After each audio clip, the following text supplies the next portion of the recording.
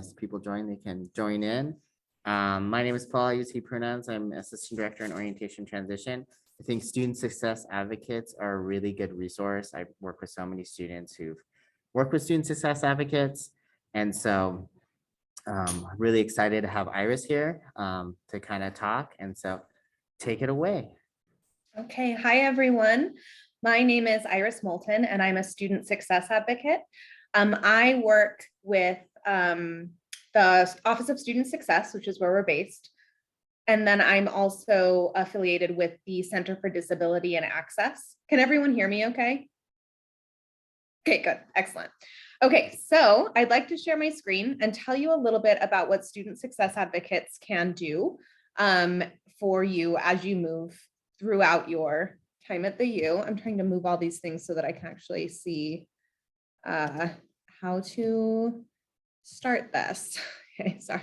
All the Zoom stuff is like hiding what I need to do this. Okay, so student success advocates, our mission is to support students in making the most of their University of Utah experience.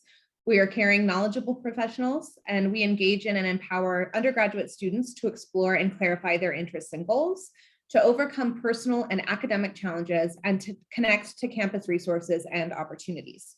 Our holistic, individualized, mobile approach allows us to meet students right where they are.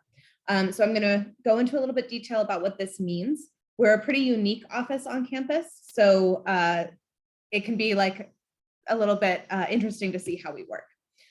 So unfortunately, our team is kind of shrinking right now as people change jobs and move around, which is happening, worldwide. They're calling it like the Great Resignation, that everybody's kind of switching their jobs around.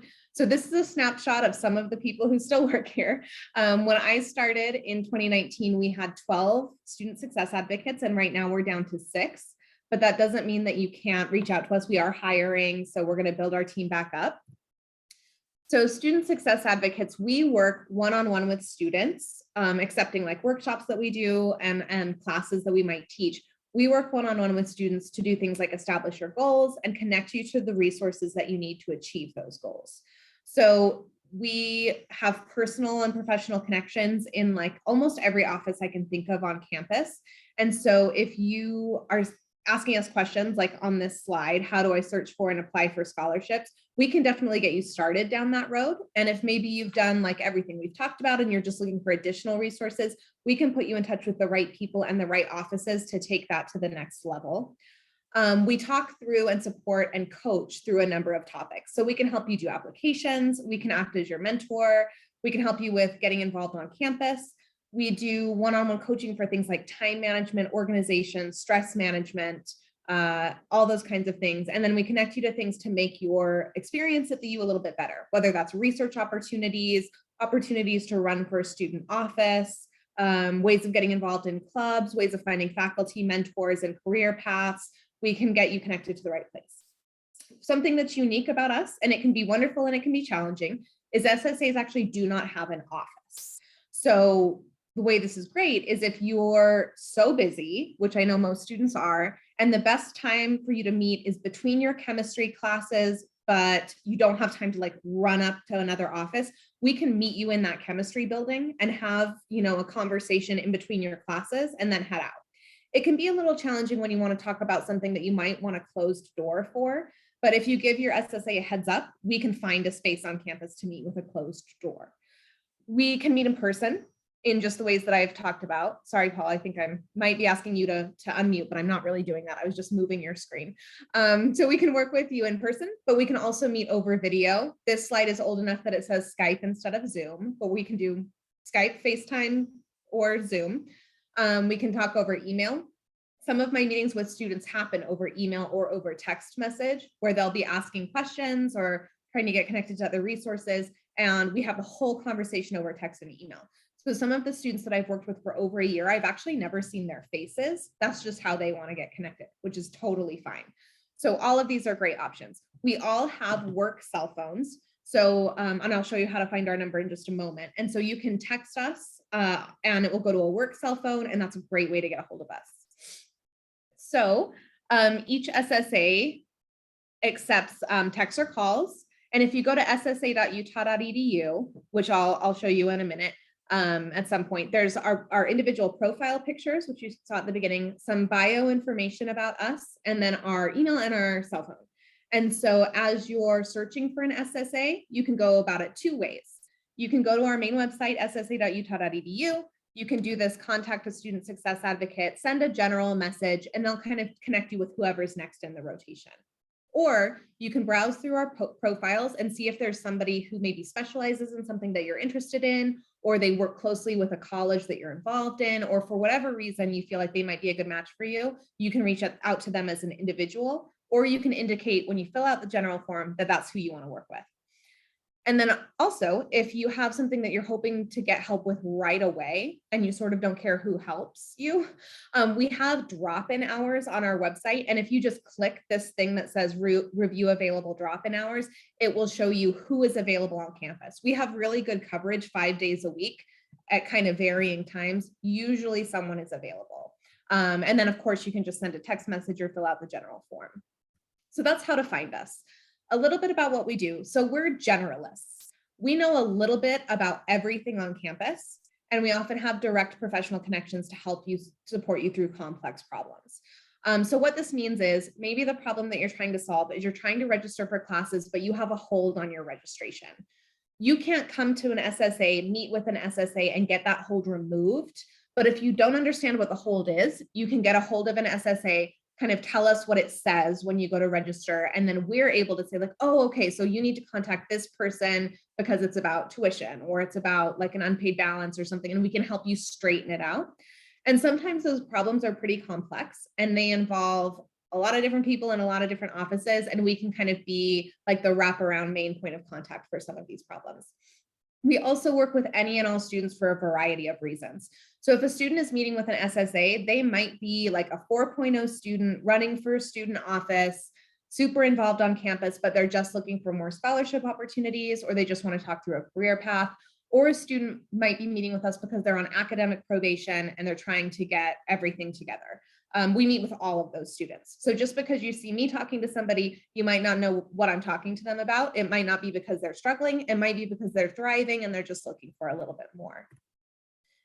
And SSAs can be specialists. So we have dedicated SSAs for the Center for Disability and Access, that's me, U Online, which we're hiring for, and nursing, which we're hiring for. And then we have SSAs embedded into specific classes within the LEAP program or the Block U program and other classes. So you could check your syllabus to see if there's an SSA on there. And if there is, they probably come to class like a few times a semester and just hang back to talk to students. But if they're not in your class, you can of course reach out to us another way in some of the ways that I've mentioned. And each of us, I don't know if it's on this next slide. Yes, each of us have what's called liaison areas. And that means that it's like offices as well as colleges and departments that are on campus. And so we might act as a primary contact for staff and faculty within that department. And our role then is to report the latest news to our team and say, because my liaison area is the College of Engineering. So that's why there's the picture of the engineering building. So I'll get information about like new classes that they're offering. You know, they just got an embedded mental health professional in engineering who just works with engineering students. So I make sure my whole team knows how to do that. And then I'm often the point of contact for the College of Engineering's academic staff or teaching staff or academic advising staff. Sorry, that's what I meant to say. If they have a student that they're coming across, they'll probably connect them directly to me because they know me. So as you're talking to your academic advisors, they might suggest you meet with an SSA and they might give you a name and you can take it and run with it, or you can look at our website to see if somebody else might be a better fit. And we often position our drop-in hours within these liaison areas. So right now, many of us are remote. That's about to change. So since my area is engineering, very often my drop-in hours are within the engineering building, but that doesn't mean that you can't come if you're not an engineering student. You can still come, but that's just where I happen to be for drop-in hours. We do some group support work. I'll show you the Tools for Success page in a minute. This is a website where we're constantly compiling some information that we get to help students. Many of us will actually teach classes. So right now, my colleague, Christine Contestabile, is teaching a class called Finding Your Purpose. We've taught college success courses in the past. We also teach one-off workshops where, like, for a semester, we might teach like a time management and organization workshop. And then a couple of us, myself included, are launching some peer mentor programs to connect peer-to-peer contact with students to help you kind of get coaching for how to succeed. So some of the things we hear most often are, I need help planning and organizing my days. I can't stay motivated. I don't know how to study. I need more mental health support. I'm not doing well in this class and I want to get out of it. These are kind of my most common questions lately anyway. And so these are things that we're really used to helping students navigate. We're familiar with a lot of other resources on campus, and we can get you connected to what you need. Many of the resources that we might find for you might not be university affiliated. So if you're looking for, say, a psychologist or a psychiatrist who takes your insurance, that might not be on campus, but we can still help you find that. If you're facing homelessness, or if you have housing insecurity, or if you're looking for an affordable place to live, we can help you with that. Those aren't necessarily campus resources. So you can come to us with problems, even if the solution is not on campus, and we'll still help get you connected to that. Okay, so I'm going to stop sharing my screen for now. That's just the part that's an introduction to SSAs and what we do. Are there any questions about anything that I said so far, or anything that you'd like to know more about?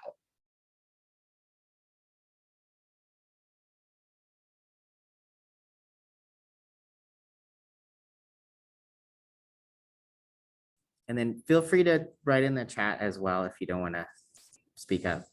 Yeah. You can write it in the chat, and I can also, if I miss it, I'll get back to it, because we're going to have other Q&A sections in just a minute as well.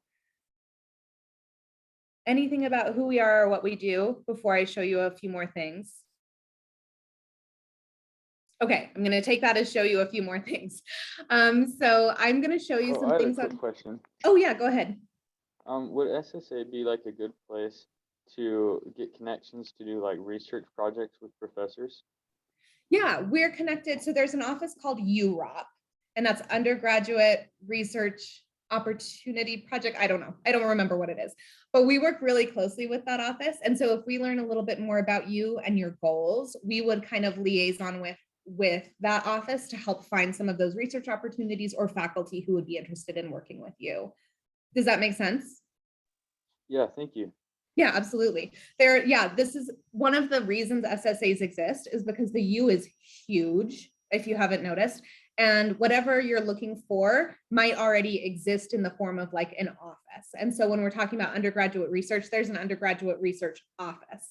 And so it's rather than like reinvent the wheel, SSAs will connect you. And we might even, if you're interested, we could go to some of these meetings with you, or we could be CC'd on these emails and then meet with you to help you think through everything. That's definitely something that we would do.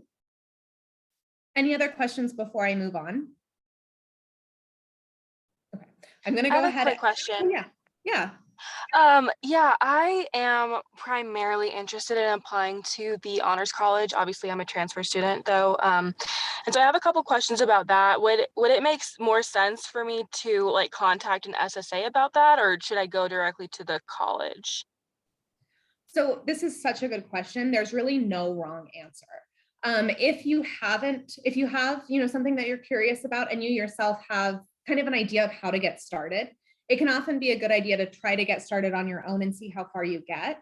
Or if you want to check in with an SSA and be like, hey, is this a good way to get started? Should I reach out? You can definitely do that.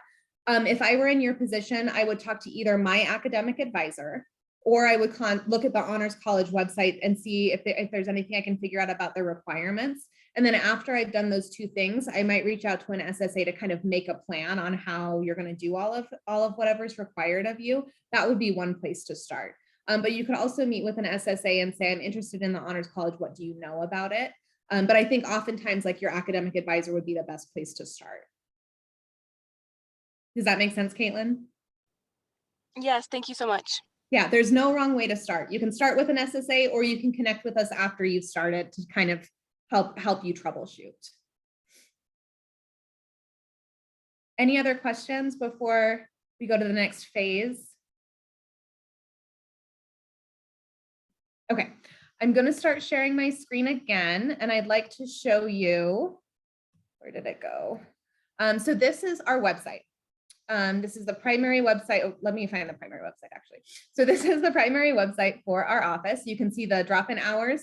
And then this is the tools for success section that I'll show you in just a minute. Here's how you can read our bios and kind of figure out who we are. We don't have any events right now, but when we do, you can find it under this tab. And then this is a tab for like if a faculty member wants to request like a presentation for their class or needs to refer a student to us that they're aware of that needs extra support, this is the tab that they would use. So this our main hub kind of tells you all of these opportunities. We'll sometimes, and here's our drop-in hours again, all this stuff is like in multiple places, but our tools for success page is kind of like a cheat sheet for these topics. Whether you're looking to grow your academic skills, whether you need to meet your basic needs, food, clothing, shelter, that kind of stuff, we have a hub for there. Finding your community, folks with learning disabilities, some online learning resources, personal growth ideas, ideas for stress management, time management, and then a link to university policies and procedures. This is a living, growing document, and we don't ever want to drown students in information. So this is just something that we kind of gradually build and keep on hand. So this can be a starting place too. If you're looking for resources for online learning, you can click that. There's the tech stuff, hardware stuff, instructions for navigating Canvas, which can be really useful. And then some tips for succeeding in online courses, which we have had a lot of students use during the pandemic. So this is a resource that we've built for like some of our FAQs. And oftentimes students will meet with me, they've never checked this page, totally fine. I might refer you back to it, but it's not something that like you need to memorize before you meet with us. It's just there if you need it. So one of the things that I wanted to talk about today was what some of you might struggle with in college or think about as you're entering the U, which is kind of how to organize your days and some time management strategies.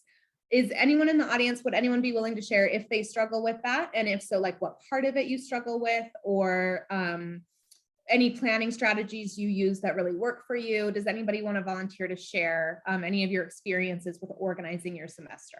Totally fine if you don't want to.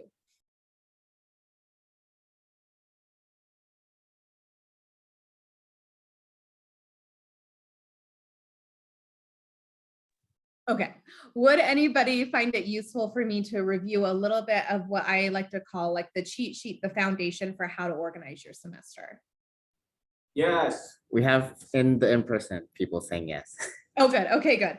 Good, because that's kind of the only thing I had planned. I could have pulled something else out at the last minute, but that's what we were going to do. So I'm glad to hear there's some enthusiasm for it. This document that I'm about to show you is something that I developed because we get a lot of questions from students who feel at a certain point, often a little bit before midterms begin, that the semester has run away from them a little bit. And this is something that I promise you, whether you have learning differences, whether you prefer digital to paper, whatever it is, this is something that will work in some capacity. It might not be exactly the way I'm outlining it. You might have to kind of play around and experiment with what works for you, but this will help you stay on top of your coursework. Okay, so if I haven't oversold it already, let me find the document and we can get started. Okay, so this is what I call your guide to a successful semester.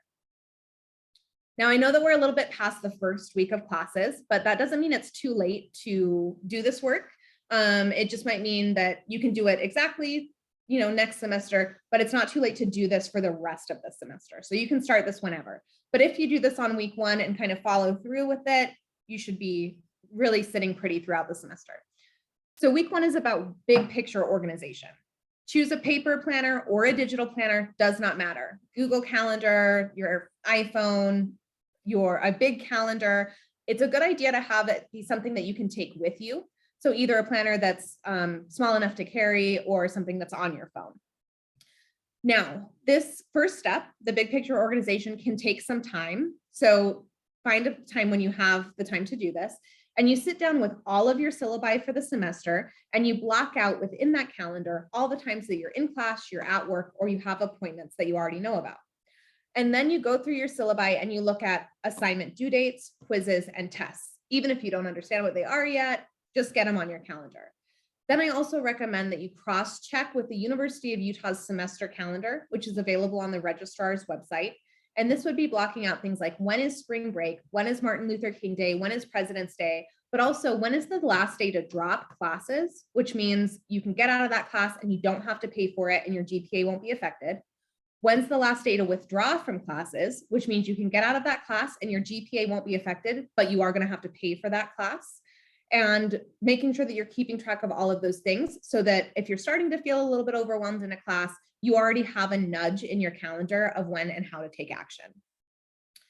Now, every single week, you'll make a shorter appointment with yourself to look at what you have coming up. For me, if I schedule this at 9 a.m. on Monday morning, I usually have already missed a 9 a.m. Monday morning appointment or meeting. So I don't do it on Monday morning. I like to do it on Sunday, or if I won't forget, on the Friday night or like end of the workday on Friday to see what I have coming up. Now you've already got all your important due dates blocked out. So now it's time to work backwards from the important due dates and actually block out time in your calendar, not in the form of a to-do list. We're talking about scheduling time to work on or complete big assignments and time to study for tests and quizzes. Now, the key, of course, is to keep those commitments to yourself. So be realistic about how long you're willing to devote to it, how much time you actually have for it. A little bit is better than nothing at all. And then recognize that these things are going to move around and change. Maybe Tuesday is going to be your big day to write that paper. And then on Tuesday, you get really sick. So just because you missed it doesn't mean it's broken. It just means that you have to reevaluate. And one of the reasons that it's really important to do this planning is to build in these buffer zones. So let's say like if you have a paper due on Friday, try to think of getting it done on Thursday instead and work backwards in order to make that possible. This is something that SSAs can actually sit down with you and figure out how to do. You know, we're not going to plan your whole semester for you, but we can do like a few practice weeks until you get the hang of it. We can also meet with you weekly to kind of talk through how this planning worked, what worked and what didn't, and adjust as we go forward.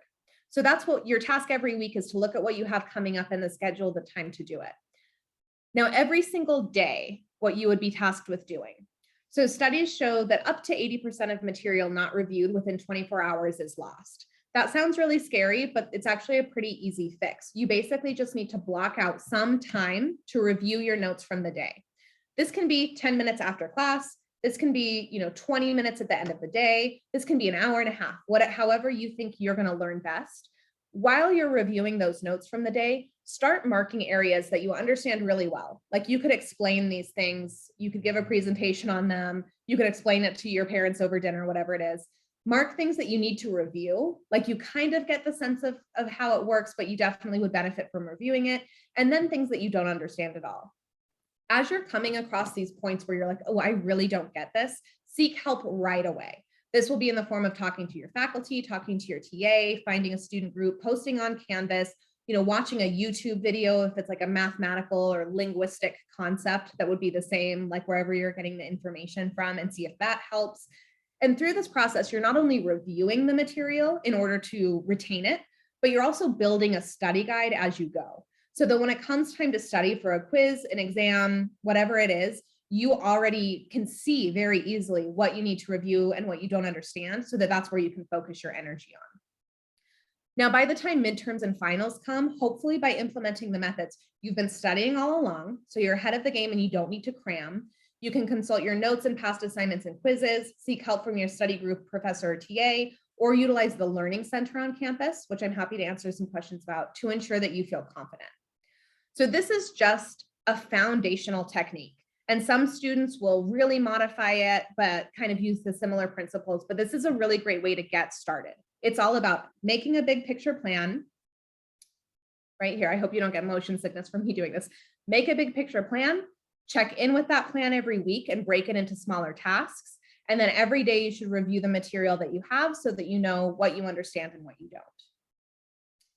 So here's some student resources that are just on the back of this flyer when it's printed. So if you are kind of thinking like, whoa, this class is harder than I thought it would be, here are some like common SSA pieces of advice. Visit the Learning Center, take advantage of office hours for your faculty or TA, form a study group within that class, consider credit and no credit options, just so that you're not in danger of dragging down your GPA if you don't do as well as you thought you did. Watch for those drop and withdraw dates and meet with your academic advisor. Now, if you're thinking something like, oh no, I'm already behind, this would be time to re-examine your weekly plan and make adjustments. reach out to the professor for any advice they have or potential extensions, and make an appointment with an SSA to make sure you're connected to all of the resources that you need in order to be successful in that class.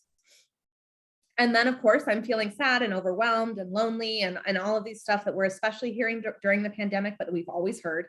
You know, seek out a friend or a family member and make that connection. Take some time for self-care. You know, sleep, eat, go for a walk. Try a 10-minute meditation. Check out counseling center, and of course, connect with an SSA because we have a lot of advice about stuff like that. Remember that there has to be more to life than class. The U has chances to volunteer, to socialize, and to explore, and SSAs can get you connected with all of this. So you got this and we got you. That's a slogan I made up that they haven't fully accepted yet, but I think they should.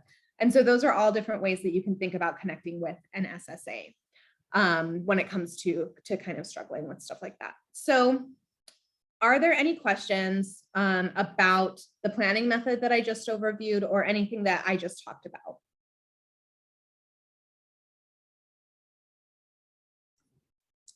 It's awesome. Would anybody be willing to share if you have tried anything similar to this before, or if you, or if it's brand new to you and kind of how you're feeling about it?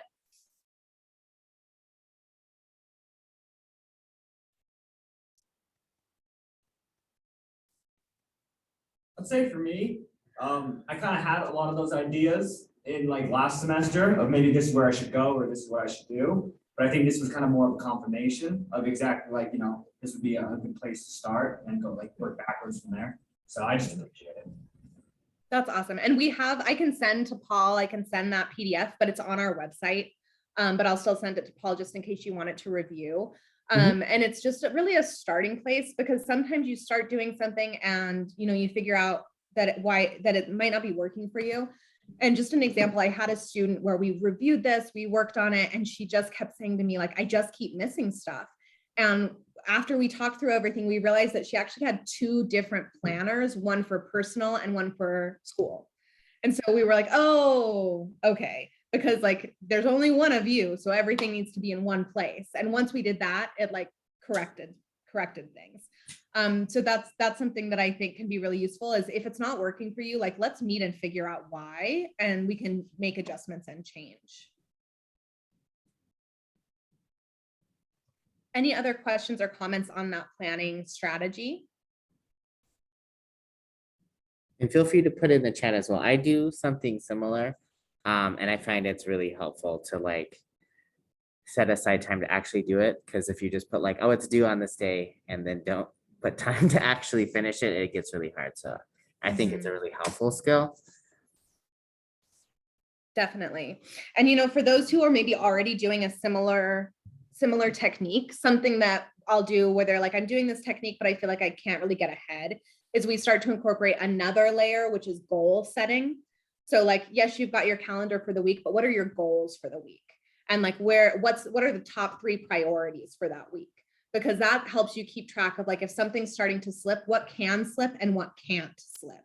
And, you know, keeping track of that stuff, it can be just as important where like, let's say you get sick. Well, what really can't you move? Let's figure out, and then you can just do that one thing.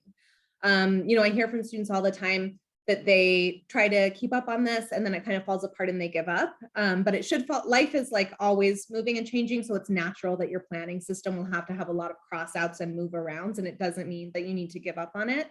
But there's no other way to keep track of everything you have to do than keeping track of everything you have to do. So this is just the method that I recommend. And then in the time that we have left, I was thinking that it might be useful to, if anybody would be willing to share any questions, kind of like Caitlin did about the Honors College. Is there anything that's come up for you about the University of Utah that you have any questions about that you would be willing to either drop in the chat or ask me right now and see if I can get you pointed in the right direction?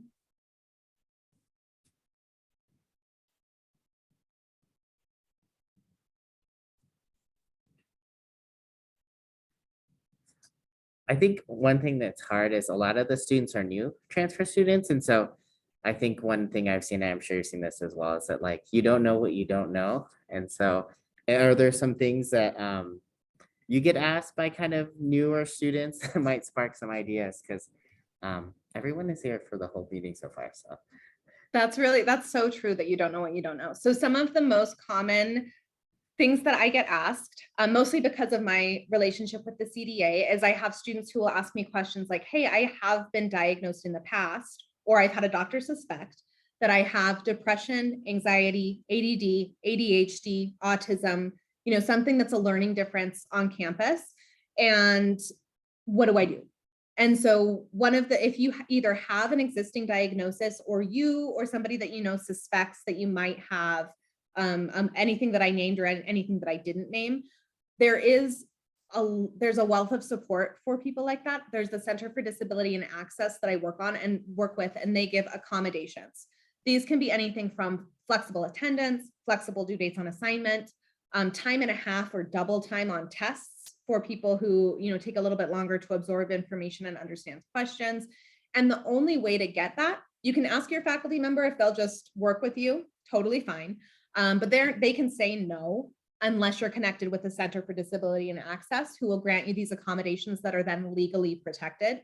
And for some of my students who have a diagnosis that impacts their classroom learning or their testing, getting those accommodations can make the difference between a D and an A, just that alone.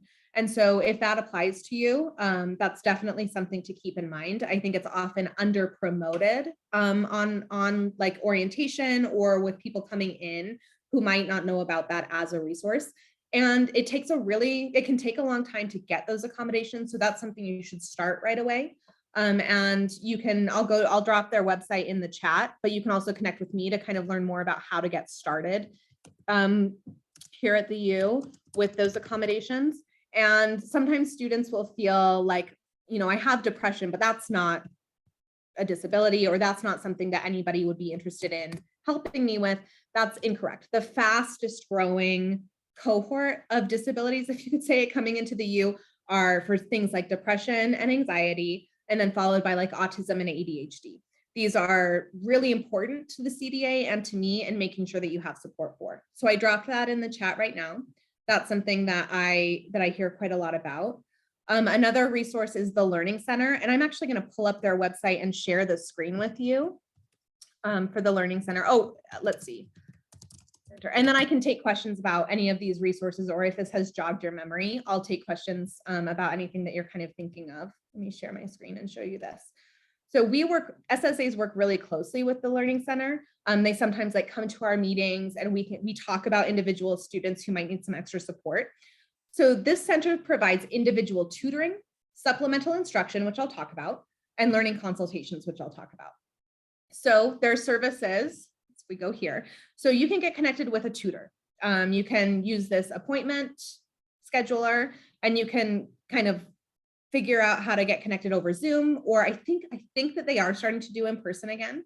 You can also look at a list of courses that are supported to see if any of these jump out to you. You can look at tutors' individual schedules and contact information to see if any one person works better for your schedule.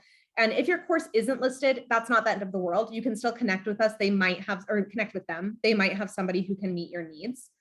And that's for one-on-one, like, I don't understand this math class, or I need help with my psychology, like vocabulary or something like that.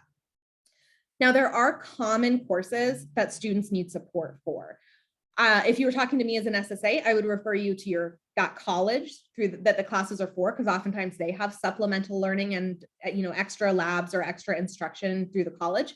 But the Learning Center collects these common classes that need extra help. So this semester, it's organic chemistry, general psychology, algebra, calculus. Oh my gosh, this is a great long list. They're not always this long. Human anatomy is almost always on here, by the way. And then they have times for when the supplemental instruction happens and where it is. And this would be basically a secondary class. Like you're meeting with the leader of this with a big group of people to try to figure out the material together, which is really awesome. And then the learning consultations. So they do some of what we do with time management, study strategies, test taking strategies. And I'd also like to draw your attention to learning styles. So if you don't know how you best absorb material, they can help you figure that out. And then they can help you tailor some of your learning strategies to how you learn best. and help you come up with a plan that you can use. So that's one of my most often shared resources. And then let's see, Learning Center. And then I did want to show you just one quick thing that's an example of what student success advocates could help coach you through. The thing I'm hearing for some reason the most this semester that I've ever heard it is I have more reading than I can actually do. I'm hearing that from more students. And so this is something that I came across when I was engaged in training for neurodiverse student learning strategies. So students with autism, ADD, ADHD. This came up, though it's not just for people with those learning differences. It's just where I learned about it. You'll notice it's called PhD skimming. This is because this is something that PhD students actually use because they're assigned quite a bit of reading. So if you're an undergraduate, please know this isn't cheating. This is something people pursuing their doctorate might do. So what this chart asks you to do is identify the purpose of the reading. Is it to discuss a little bit or drop the name in one of those like auditorium style classes where like you're going to get some participation points, but even if you wanted to, you couldn't talk about it more. So that's going to tell you should spend about 5 minutes on the way to class, and here's how you should do it. Read the title, read the chapter settings, remind yourself of the topic, guess why it was assigned. Okay, so what if I need to discuss it a little bit more and not sound like a fool, maybe like in a small group setting or a smaller class? Tells you exactly how to do it. Do this column, do this column. Okay, now I need to use it in a paper. Okay, so spend about this long, do this column, and do this column. This is the focus of a paper or an exam or a really serious discussion. It's all we're doing that day. So then it will tell you, do this column, this column, this column, and this column. Sometimes I will hear from students who say, well, I don't know. And oftentimes your faculty member might be able to tell you. Like they can be really transparent. If you say, hey, I have a lot of reading this week, where should I focus my attention? I feel like faculty aren't trying to hide that ball from you. They want you to be successful. So they would most likely tell you, you should prioritize this reading, and then you know. You could also take cues from places like your syllabus or your past classes, and SSAs can help you kind of figure that out, like how you might be using it, and then help you figure out how you're going to approach the reading. Okay, so I think that those are the most common places that I'm referring students to, both one-on-one learning with SSAs, like that PhD skimming I just showed you, the Learning Center for Learning Support, and the Center for Disability and Access.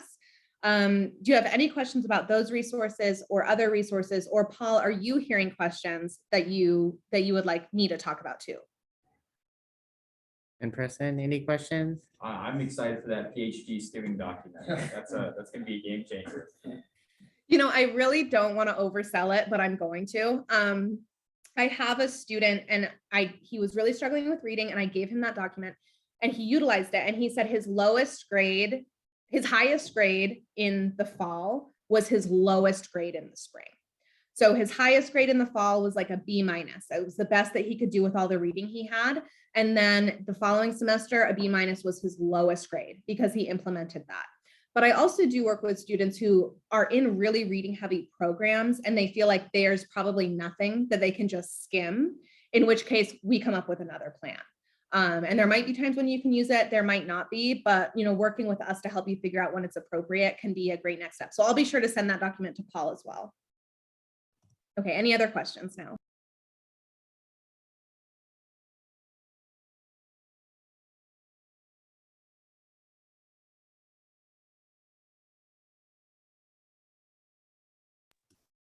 And Paul, is there anything you're hearing from transfer students who are kind of looking for either, you know, major exploration stuff? Like, is there anything that you're hearing a lot of?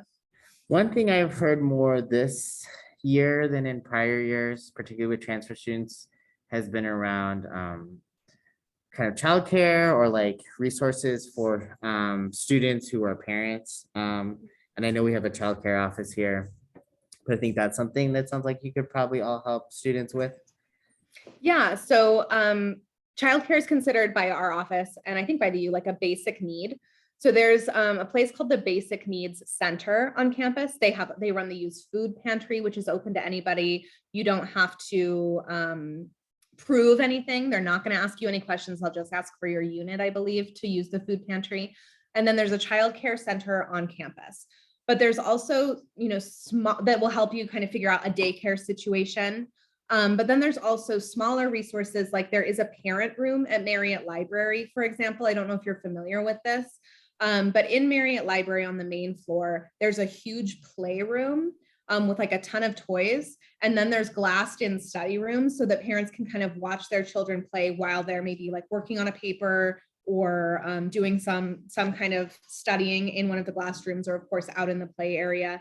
And that's a place that you have to use your U card to get into, but you can just go right into it, and it's often not used as often as we would think. So there's like a playroom where you can sit and work.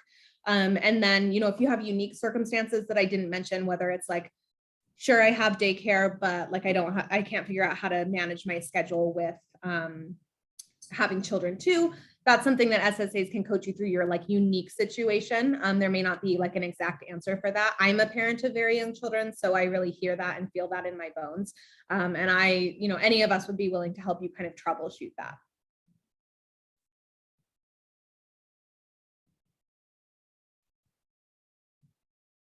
Anything else, Paul, that's coming up a lot? Well, we have one of our mentors. What have you heard, Jace? I think a lot of it has to do with a lot of transfer students are working jobs at the same time. And so it's riding that line between prioritizing work over prioritizing school. And then in prioritizing those things, finding time to be social, finding times to be involved on a campus and do things that actually bring you, you know, some form of happiness. And so I think just really some of the time management skills that you've shown us are going to be excited to give them to some of my mentees. I think it'll be a great resource for them. That's great. That's really reassuring. And I think in some ways we can find ways that overlap. So for example, if you kind of want to be around people, meet new people, and you want to do a little self-care, we have a center on campus called the Mindfulness Center that does like drop-in meditations for people. You might go into that room, sit with a group of 7 people, do like a 30-minute meditation and kind of like introduce yourselves. And I've seen students like make connections from that before, and it doubles as like social and self-care. And then full disclosure, I have met with students who work and are parents and are going through school, and we sit down and do their scheduling. And the only way to solve their problems is to make the 7-day week, 9-day week. They like really don't have the extra time. And so in those situations, it's really about kind of getting through it until maybe you can have like a lighter semester.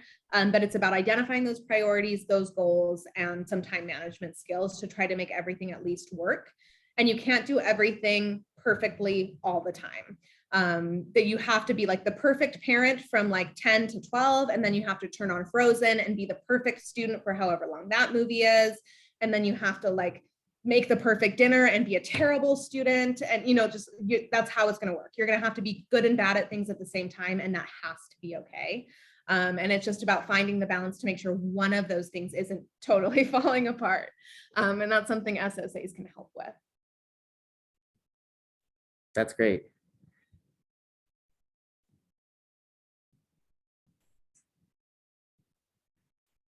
Any, sorry, go ahead. I would say any last questions?